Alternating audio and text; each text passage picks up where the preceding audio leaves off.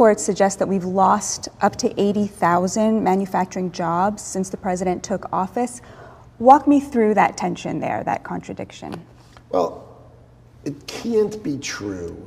I mean, sure, the first day, you walk in from the Biden administration, and what happens on the next Friday, they blame Donald Trump, which is silly, right? The tariff world is going to bring in the greatest building of advanced manufacturing. It's not the country's ever seen. It's not even possible, the scale. Well, that's the first bit of truth that Howard Lutnick decided to tell. It's not even possible. The promises that I'm making as far as this economy and all the investments that's coming in and the boom and the golden era that's happening, but not happening yet, but it's going to happen at the end of the year, at the beginning of next year, but it's still happening right now. All those lies that he keeps telling, it's not even possible for you to imagine. It's not possible. You know why it's not possible? Because none of that shit is happening. Here's the normalcy of blaming Biden while at the same time claiming success. The 2025 is a mixture of Biden's economy and Donald Trump's economy, right? The first quarter was weird because everybody knew tariffs were coming. So there were huge amounts of imports, but that's over. Now you have a 3.8% growth in Donald Trump's first full quarter in office. Pretty darn amazing. So I am really proud of our president. I'm really proud of the way he's attacking this economy. And I think Americans through 2026 are going to feel how incredibly exciting our employment opportunities are. All these construction jobs coming fast and furiously. This fool said the beginning of the year was a little weird. That's how economists speak and talk about the plans that they have and the results that they get. It's a little bit weird, but you know what? The next quarters are going to get better. And guess what? The next thing's going to happen better after that. And the next better after that. I've been promising this constantly, but what they don't expect for people, I don't know how they expect people to survive up to the point where they're still making these promises that are still based in nothing. These are promises. There's no information behind it. That was the weird part of the year, but it was still Joe Biden's fault. It's weird though, because the small business administrator, her name is Kelly Loeffler, she works for this administration. As I've walked factory floors, small businesses, main streets with business owners and employees alike, they're feeling the impacts of high inflation, whether it's in their car purchases, their credit cards, buying a home. And small businesses would expand, but the cost of capital right now is disproportionately high to where we are in the interest rate cycle. Okay, so she acknowledged it and she admitted it. So what happens next? A lot of these folks, every once in a while, will admit what's going on, but they'll never say, therefore, we have to move on. Therefore, this policy has to change. Therefore, this president was lying about this, that, and the third. There's never any results for these, awakenings, when they finally, go woke and realize that people are devastated and are talking about how they're being destroyed. This was where this whole discussion on the economy and these tariff wars and these trade wars that Donald Trump keeps pushing, how it took a big turn for me. Did you guys see this? This is an image of Scott Bessent, the guy who sounds like Herman Munster, talking on TV all the time. Someone got a picture over his shoulder of his, phone, and he got a text, they say, from Brooke Rollins, the ag secretary. In this particular thing, they pointed out that part of it said Argentina sold a large amount of soybeans to China when we would normally be selling to them. This gives China more leverage over us. But I was like, what else was said? How come no one transcribed the whole rest of that message? There's a lot more written there, as you can see. So let me tell you what I zoomed in and saw. She said, just a heads up. I'm getting more intel, but this is highly unfortunate. We bailed out Argentina yesterday, and in return, the Argentines removed their export tariffs on grains, reducing their price, and sold a bunch of soybeans to China at a time when we would normally be selling to China. Soy prices dropping further because of it. This gives China more leverage on us. Couple this development of these idiots just figuring out when you have a trade war with a huge country like that, where so many of our businesses rely on that export to survive. When you cut that off and say, oh, we're going to fold our arms, you can do what we want, China, because we don't need you, you need us. That's what Donald Trump literally said multiple times. China needs us, and I have a very good relationship with President Xi, as you know, but China needs us much more than we need them. No, I don't see that at all, no. So now Scott Bessent, his guy, his smart billionaire economic guy, is getting texts talking about how Argentina screwed us up. Do you guys know the history or the story behind this whole Argentina thing? Because I didn't know the full details, and I looked a little bit into it. So, in case you didn't know, this is how bad this is. Maybe you guys remember when Elon Musk was gifted a golden chainsaw. Do you guys remember this? And that guy standing next loser. The guy standing next to him is Argentina President Javier Milei. And Elon Musk and a bunch of other rich guys were very happy to support him. I mean, they were all on board to support this guy. And the reason that he had that chainsaw is because Javier Milei is like, I'm going to follow the same process that eventually Elon Musk did to our country. He came in with a chainsaw, dismantled the government, cut out all kinds of social safety net forms, cut out all kinds of research grants, all these things that we did here. Javier Milei did it first, and Elon Musk, unsurprisingly, was all on board with it, and matter of fact, fueled his rise to power. Elon Musk even posted about it because he was, so sure about it. He said prosperity is ahead for Argentina in relation to this picture of Javier Milei standing there in front of a "Don't Tread on Me" flag. Because, Javier Milei decided to make sure that, he's going to go ahead and play these guys for as much as possible. Elon Musk wasn't done. He was so on board with this guy. He loved everything that he was going to be doing. So much so that after Elon Musk had that picture where he said he had a great meeting with President Javier Milei, he said, I recommend investing in Argentina. So to all of you other, rich guys, I invested in Argentina, and you should too. Let's let a smarter person talk about what it is that was going on in Argentina. His name is Ryan Grimm. Maybe you guys have heard of him. Great reporter, knows what he's talking about. Because of Trump's trade war with China, China has bought 0 soybeans from American farmers this year. China eats about 2/3 of all the soybeans around the world. Last year, China, I think, accounted for about 52% of soybean purchases. So in other words, without China buying soybeans from U.S. farmers, our farmers are utterly screwed. Now, the only other real alternatives for China are, one, to grow them in China, and they're trying to do that long term, but really to purchase them from Brazil and also Argentina. Most of what they get, when they're not getting it from us, comes from Brazil, but Argentina is also a huge producer of soybeans. So last week, the Trump administration announced a $20 billion bailout of Argentina because Trump said he's supporting his friend in the upcoming election, Javier Milei. Javier Milei, you might remember, this is Elon Musk's buddy who did like a Doge-type move on Argentina, and he drove the Argentinian economy into the ground, now needs a massive bailout. So Trump is offering this $20 billion lifeline. The same day that Trump and Bessent announced this lifeline, Reuters reports that Argentina is now shipping massive amounts of soybeans to China and cut its export taxes to 0. In other words, the American money that we're sending to Argentina is making up the gap. So Argentina now doesn't have to charge these export fees on its soybeans. So China gets a huge discount. So China is out there scrambling, trying to find soybeans to feed its population without buying American soybeans because they're in a trade war that we started with them. And Trump just made it much cheaper and easier for China to buy those from Argentina. Donald Trump is the most incompetent, self-serving, shoot everyone else in the foot type of leader we'll ever see. So did we take all that in? It was almost 2 minutes worth of Ryan Grimm breaking down just that first part, because it gets worse.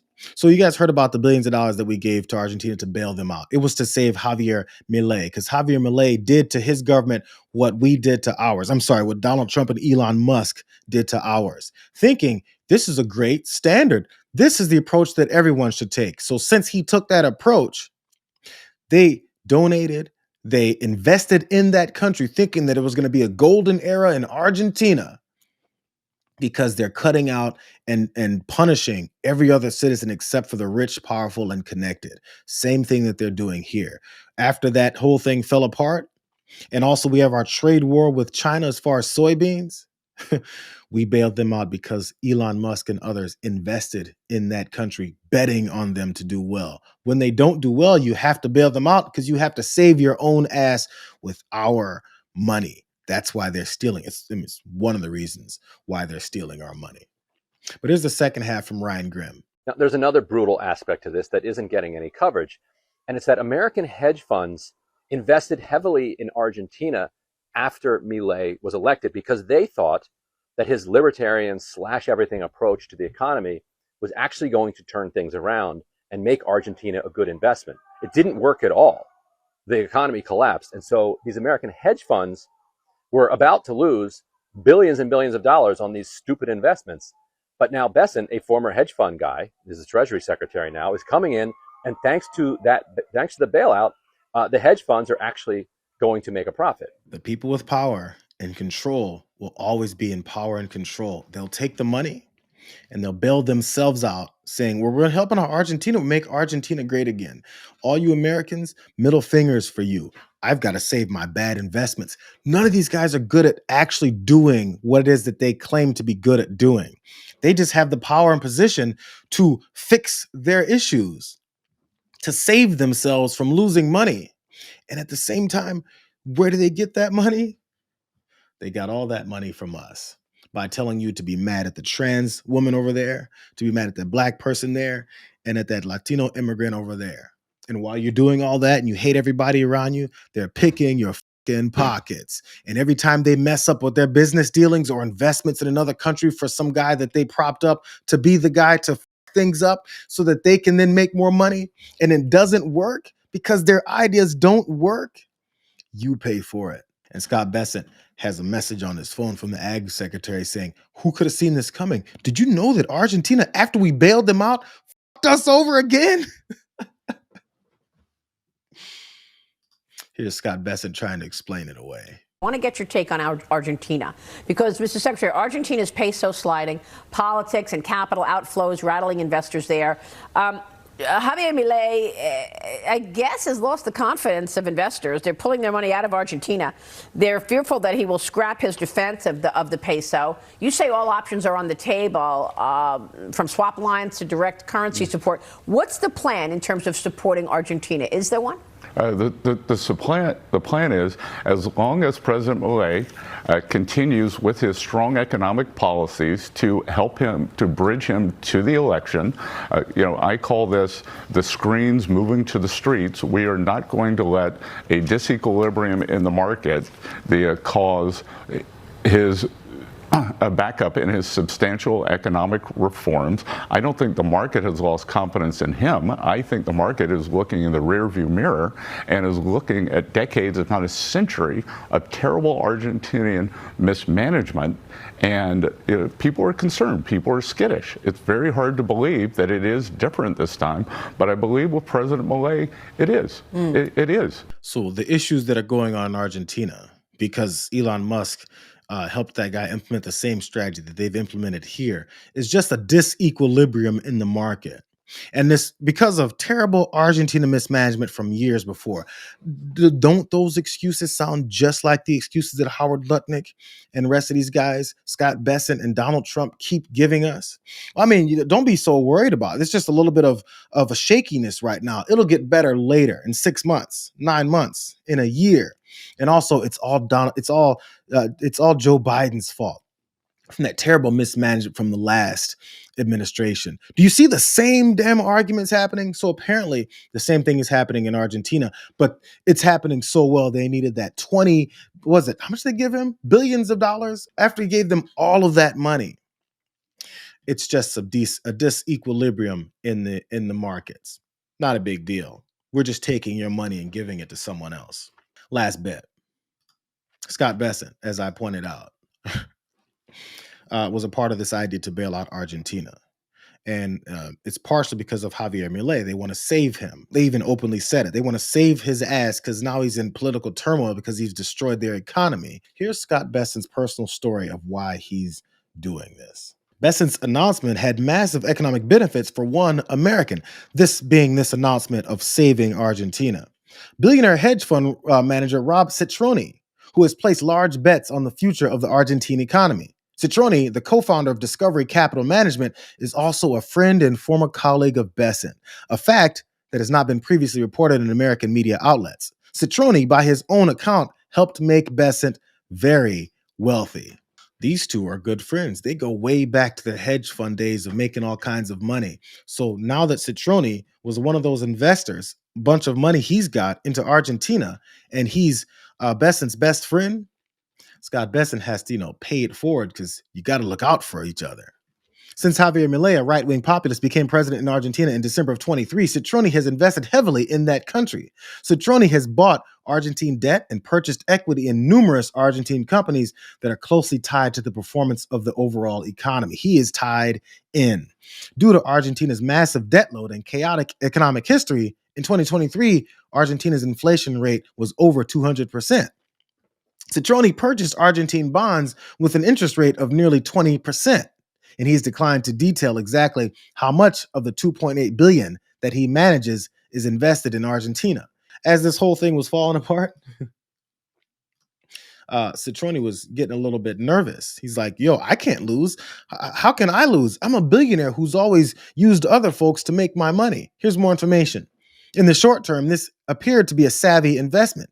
After taking office, Milei fired, listen, you guys, to these similarities in what Elon Musk did in our government. After taking office, Milei fired tens of thousands of government workers, cut spending on welfare and research, and achieved fiscal balance. Inflation was reduced to around 40%, which spurred economic growth and foreign investment. Argentina's economic rebound contributed to Discovery Capital's 52% on return in 2024. Then it all came crashing down. It gets better. This Citroni situation and Scott Besant, these two guys, these two criminals that have taken our money while you worry about a trans person that you've never met. The austerity measures slowed economic growth. This is where it got bad in Argentina. The austerity measures slowed economic growth, and unemployment spiked to nearly 8%. Millions had a harder time making ends meet after Milei reduced or eliminated subsidies for transportation, medicine, and other necessities. Milei's popularity slumped, leading to speculation that his party could be routed in the 2025 midterm elections, which would hamstring Milei's ability to implement his agenda. This created an economic panic, with investors dumping the peso and liquidating other Argentine assets. Milei has desperately attempted to keep inflation in check. Last week, Argentina's central bank spent more than $1 billion to shore up the peso, but Argentina was running out of foreign currency. A bunch of Americans and I guess other folks were investing in this bet. The bet fell apart. The bet includes exactly what these guys are doing to our economy, or our country, and economy. And here's the kicker. Here's the last one. Besant and the Trump administration then came to the rescue, floating that $20 billion economic package that helped stabilize the Argentine peso and function as a political lifeline for Milei. And in early September, days before Besant's announcement of this bailout, Citroni purchased more Argentine bonds. Do we see it yet? I know it seems complicated, but I wanted to really take that whole extra 25, 30 minutes on this story because it seems like it's so complicated. That is until I just read like 3 articles and listened to a couple guys talk about the lies that they're telling about what it is that's going on and the people that they're saving. So again, even those posts, those memes that go, Donald Trump just gave $20 billion to Argentina, making Argentina great again. What they're doing is they're making their investors and other oligarchs save their asses from their bad business dealings. It's always the way it's been. They make their risks and we pay when they fuck up. I think it's pretty clear.